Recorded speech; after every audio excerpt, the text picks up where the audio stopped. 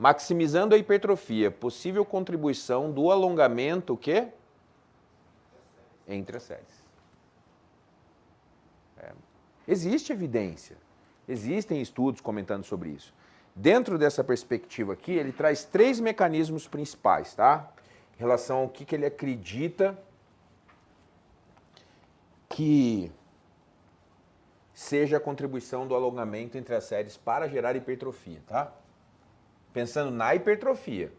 E lembrando que se eu usei esse alongamento, eu sei que a carga vai cair, porque os críticos desses métodos, eles falam assim, esse método é ruim porque quando eu alongar entre as séries eu prejudico a força. Vocês não vão cair nessa balela, né? Vocês já sabem que a força vai ficar prejudicada, porque você está fadigado, tá? São 3 mecanismos que ele propõe aqui, tá? 1, acredito 100%. Acredito que ocorra mesmo, tá? Então aqui pode bater. 2, liberação da fáscia. Não sei. Bom, assim, é subentendido que a partir do momento que eu estou estirando a fibra muscular, eu também estou estirando um pouco a fáscia. O problema é que eu não sei dizer para vocês o grau. O quanto... eu até acredito que você libere um pouco a fáscia. O quanto que tem que soltar a fáscia para isso contribuir para mais hipertrofia, é uma coisa que ninguém sabe, tá? Mas eu não nego essa possibilidade, eu só não posso afirmar ela com 100%, tá bom? Isso aqui ele levanta no artigo. Ou seja, ele levanta uma dúvida, ele pesquisador, que foi o próprio Randy Rambert que levantou, na verdade, antes do próprio pesquisador, inclusive. Né? Deixar isso muito claro. O terceiro, nós vamos ter que negar. Não porque ele não ocorra, ele até ocorra. Mas aí nós vamos ter que entender que não é hoje uma coisa que a gente vai ter que aceitar. E vai ser difícil. Não é nem isso. A pergunta que eu vou fazer para vocês, ela vai um pouco além disso. Eu sou de uma linha de treinamento que quando eu ia explicar hipertrofia, quando eu estava nos primeiros anos, minha primeira aula de pós foi em 2004. São 20 anos dando aula. Eu lembro que eu fui dar um curso, os caras queriam que eu falasse de hipertrofia, eu desse tamanho aqui, ó. Parecia uma borboletinha. Eu falei, vamos lá, vou falar de hipertrofia. Eu sei, né? Eu só não tenho físico para falar, mas eu sei. Eu ia lá metido. Eu falava, não tinha medo não, velho. Falava, vamos lá.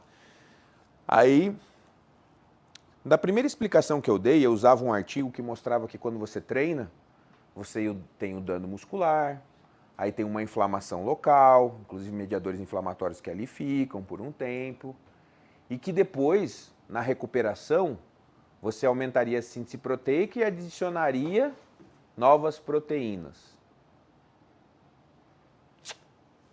Eu acho que não é bem assim. Eu praticamente tenho certeza que não é bem assim. Então, o que eu queria quebrar de paradigma com vocês hoje, educadamente. Eu não vou nem colocar os artigos, eu tenho os artigos, mas acho que não é necessário nessa aula.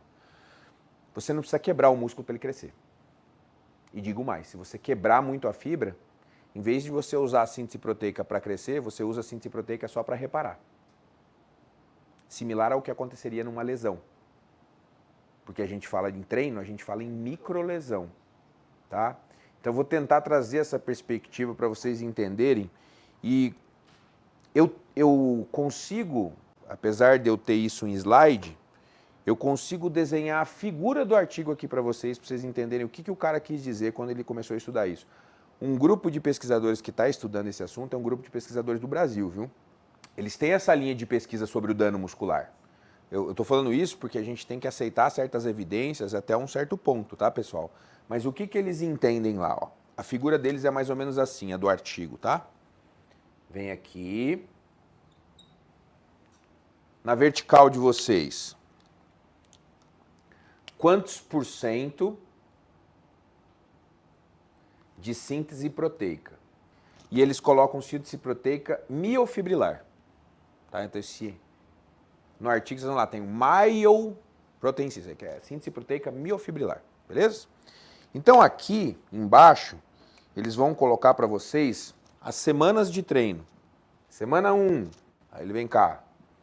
Semana 2, semana 3, semana 4, aí coloca lá na frente, por exemplo, semana 8. São as semanas de treino, tá? Aí ele faz a figura assim, ó. Aqui, imagine que nós estamos falando quantos por cento que teve de síntese proteica, certo? Bem? Ele diz o seguinte: quanto mais dano muscular você tem, mais síntese. Sim, isso mesmo. Então, a ideia toda da hipertrofia por trás do dano muscular era o quê? Que quanto mais dano, mais síntese. E isso não é errado. De fato, quanto mais dano, mais síntese. Só que faltou entender para o que você usa essa síntese. Aí eles criaram essa figura. Por exemplo, aqui eles mostram que nessa situação, se você tiver dano muscular, e eles fizeram biópsia, tá, pessoal? Fizeram biópsia, imagem, analisaram seres humanos, tá? Não é rato, não. Ele mostrou que aqui você teria, em preto, mais ou menos, de hipertrofia, um percentual de contribuição de uns 5%. Enquanto que, em vermelho, quase tudo que você teria seria para reparo. Então, olha que louco, se eu pegar vocês e fizer um estudo, e a gente fizer um treino fudido, que vocês vão ficar com muito dano muscular, se a gente for lá e medir a síntese proteica de vocês, ela realmente vai bombar. Só que aí eles começaram a estudar para o que você usa essa síntese proteica. E eles começaram a conseguir mostrar, por vários mecanismos, né? Um deles que eles viam era o seguinte, por exemplo, como que eu consigo ver a área do músculo? Eu consigo ver a área do músculo por ressonância magnética, MRI, né, que é o termo em inglês para ressonância magnética, ou consigo ver a área do músculo por ultrassom. Até aqui, tudo bem? Tá, mas pensa comigo, qual das meninas aqui já teve filho? Tá, você lembra que quando você ia fazer pré-natal, não sei o quê, o médico ia lá e colocava o ultrassom e você conseguia ver o bebê? Então, ultrassom a gente consegue fazer a mesma coisa com o músculo. A gente consegue ver o músculo por ultrassonografia, tá? Só que é o seguinte, quando você faz isso no músculo, você vê o tamanho, a área. Mas o que tem aqui, você não consegue saber se é proteína, se é água ou se é inchaço. E eles começaram a mostrar que se você passasse o ultrassom no músculo aqui, ele estava maior de fato. Mas eles começaram a mostrar que boa parte disso era inchaço. Era, não é comprovadamente inchaço. E aí qual que é o problema? Mesmo que seja uma ressonância, eu não consigo exatamente, por mais que eu veja aquela área cinzentada, que é a área do músculo, maior, lá eu não consigo falar dessa área cinzentada que está maior, é músculo, é proteína muscular, ou é inchaço, ou é o quê? Eu não sei separar. Não tem como. E aí, antigamente a gente falava que você só tinha hipertrofia com mais de 12 semanas, lembra? Porque no começo é mais adaptação neural, daí vai começar a vir hipertrofia depois das 12 semanas. E aí começou a aparecer uns estudos que os caras falavam, não, mas com 3 semanas já tem hipertrofia. Só que eram os estudos que faziam ressonância, ultrassom e mostravam que realmente a área estava maior. Só que eles não mostravam o quê. Só que estava maior. E fica mesmo. Então ele mostrava, ó, numa segunda semana, que você continuava tendo uma síntese proteica alta, o dano começava a ceder, né? Então nessa semana aqui, por exemplo, o dano começava a ceder, e aí, por exemplo, para reparo, eu tinha aqui 70%, mas é muita coisa ainda. E aí eu ia ter aqui uns... Eu li tantas vezes esse artigo que eu consigo lembrar da figura mesmo. 30%. Então, se eu fosse olhar aqui, tá, eu estou explodindo de dano muscular, estou todo inchado, mas boa parte do que eu estou usando para síntese proteica aqui não é para fazer miofibrila, não é para fazer sarcômero, não é para fazer actina e miosina. Um mecanismo interessante que eles mostravam que provava que era isso, é que quando eles mediam a força sempre estava mais baixa. Como que pode você estar com o músculo maior e com a força menor? Pode acontecer? Pode, mas aí significa que você não adicionou proteína. Miofibrila, actina, miosina. Porque se tivesse adicionado, concordam comigo? Actina, miosina, o que teria que acontecer com a força? Ué. Por que que alguns bodybuilders são muito volumosos, mas não têm tanta força? Porque o músculo deles cresce em proteína até um certo tempo. Depois você começa a acrescentar proteína que não é contrátil, você começa a acrescentar glicogênio, você começa a encher de água, você começa a colocar organela no músculo e ele fica maior. Só que não funcional. Ele só é funcional para força à medida em que eu estou acrescentando proteína contrátil. E tem gente que não entende isso, porque daí o cara pensa assim, sempre que eu fiquei maior, sempre que eu ganhei músculo, sempre que meu músculo está maior, eu fiquei mais forte. Não. Vai ter situações em que eu vou aumentar um pouco a espessura do meu músculo, ou o tamanho do meu músculo, isso não é ruim, com proteína não contrátil. Porque quando eu for no palco, o árbitro não vai saber se o meu bíceps é contrátil ou não é contrátil. Se eu tiver o bíceps do tamanho que o árbitro quer, tá tudo certo. E é normal, a partir de um certo tempo, você imaginar, pensa comigo, não é normal, a partir de um certo tempo, você imaginar, o músculo não vai mais acrescentar proteína ali, porque senão o cara vai virar um incrível Hulk. Vai romper a pele dele. Tem que ter limite. E aí eu vou tentando aumentar o tamanho do músculo com outras coisas. Que, de certa forma, em algum momento também vai ter limite. Aí o cara fala assim, quando você parou de tomar esteroide, você perdeu 10 quilos de músculo. Não, quando você tomou o esteroide, você ganhou músculo. Só que você hidratou o músculo, aumentou o glicogênio, aumentou um monte de coisa que quando você para de treinar, vai embora rápido. Isso é tão louco que se você pegar algumas vias dos esteroides, alguns esteroides eles vão virar depois mineralocorticoide, que é a aldosterona, né? E a aldosterona faz o quê? Puxa água.